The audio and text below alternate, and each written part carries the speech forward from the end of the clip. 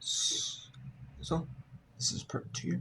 We're back. I'm going to show you the rest of the final formats of Quinnipiac at Marist. Both teams are looking for a salvage of the point. I mean, both teams will not be manned with a salvage of the points. You can tell they're both two evenly matched teams. Although, both teams would want 3 points to put them in a good position for the conference for seeding for conference tournament, as there's only a couple weeks left of the regular season for women's college soccer. The regular season for the Metro Atlantic Athletic Conference ends on the 29th of October. That's when the Metro Atlantic Athletic Conference season ends. So there's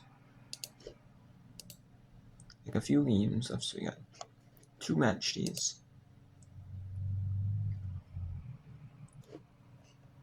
You got two match days left.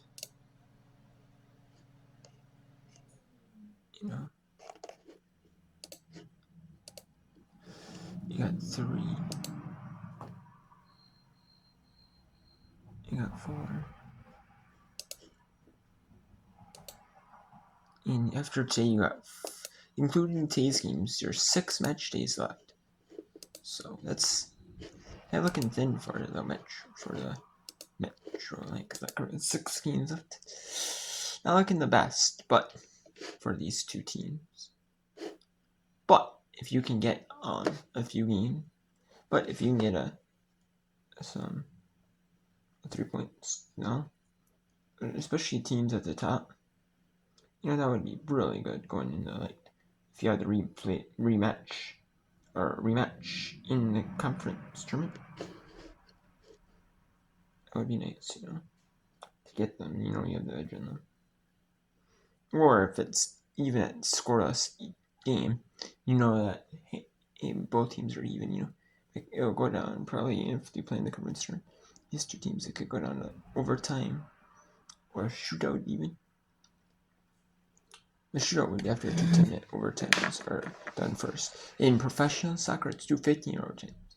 You have to play through all 30 minutes. And there's a little There's a little break between the 2 10-minute overtimes, but it's goal then goal. So first goal wins. It's not you play the full all of it out, 20 minutes out, minute required. And you play all 20 minutes out regardless. No, you just play till someone scores. Which could be a second, which could be 5 seconds, it could be 20 minutes. And to go.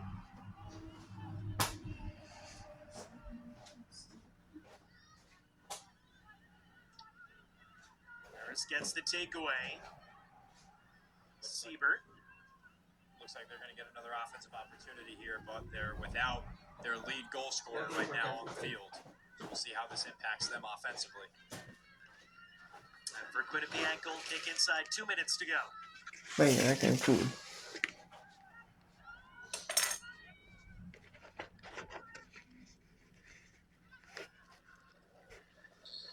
Flag up. And free kick coming up for the Bobcats with a minute and a half left.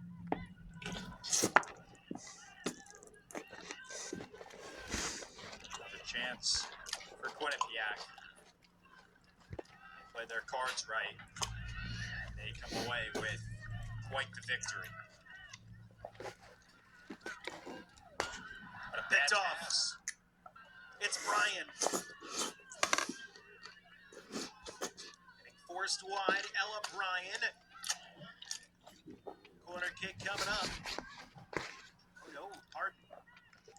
Surprise. Goal kick coming up. Alves never did touch it for the Bobcats. Surprised we didn't get a foul there. There was a lot of contact between the two. That was possibly the last opportunity for Marist to put one in net. 35 seconds left. Both these teams unbeaten for 7 straight matches. Those streaks continue. Will this one be pulled out by someone here late? Siebert's cross knocked away. 15 seconds left. Chance for one more Marist try here. DeJoya. 12 seconds.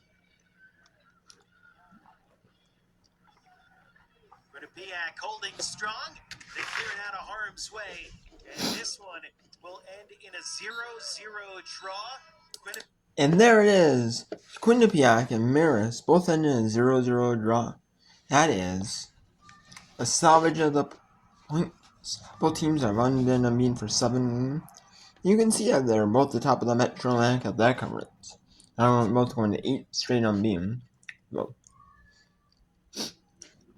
you know that they'll probably end up competing in them. Theoretically, they could end up competing, matching up again in the Metro Atlantic Athletic Conference championship game, the final of that tournament. So I could see it. So now I'll go to St. Peter's at Manhattan. So I would show you the rest of the first half of St. Peter's at Manhattan. So we'll do it here. 2 minutes to go in this one. We're Manhattan up 2 in this Metro Atlantic Athletic Conference contest. St. Peter's sideline not happy with the officiating right now.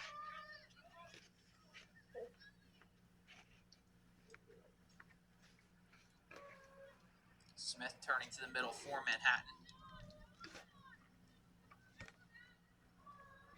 No foul called that time. I think the message was received. That was a similar play that we just saw before, and I think you could go either way with both of those.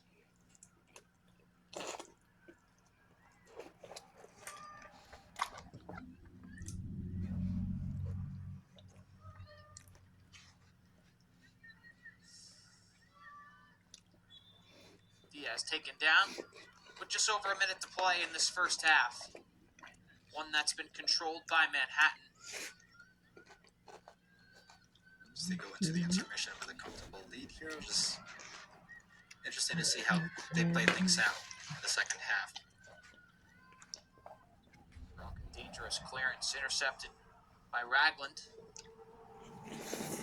Now out wide for Weber, trying to spring Magno, but unable to do so.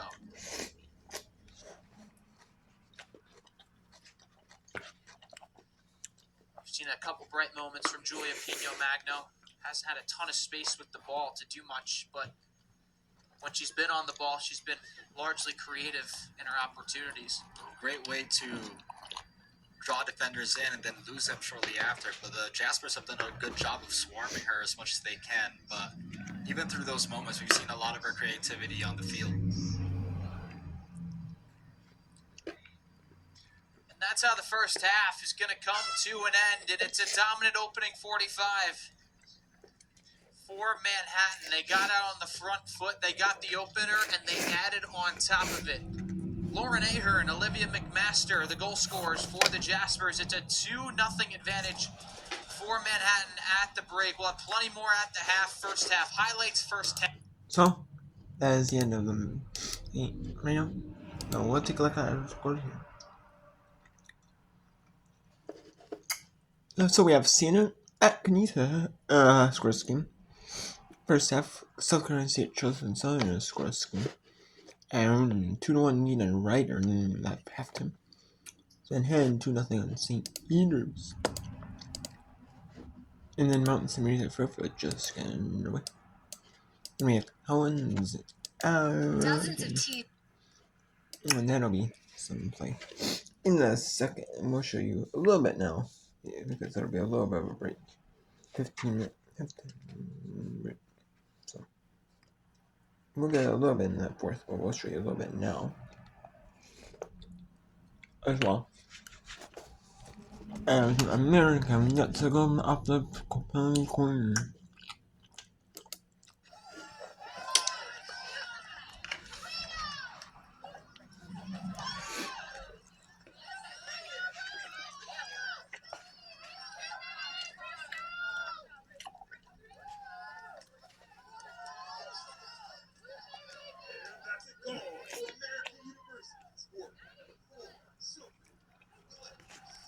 So the goal credit actually to Willems on the shot.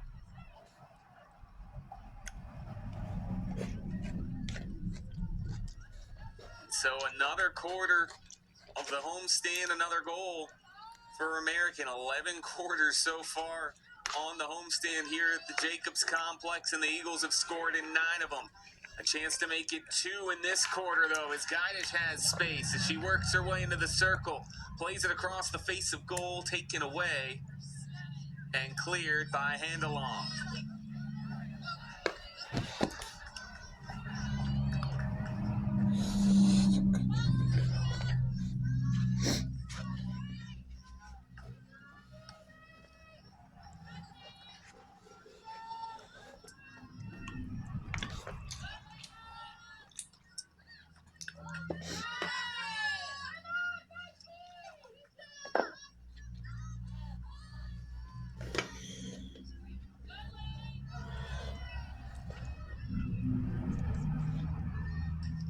Murray has her pass knocked out of play. It'll stay with American. 2.5 minutes to go, third quarter. Free hit upcoming for Rofo. Her pass sneaks into the area of Huddleston, and then a foul against Huddleston will give Townsend a free hit with a little more space to work with in the defensive third.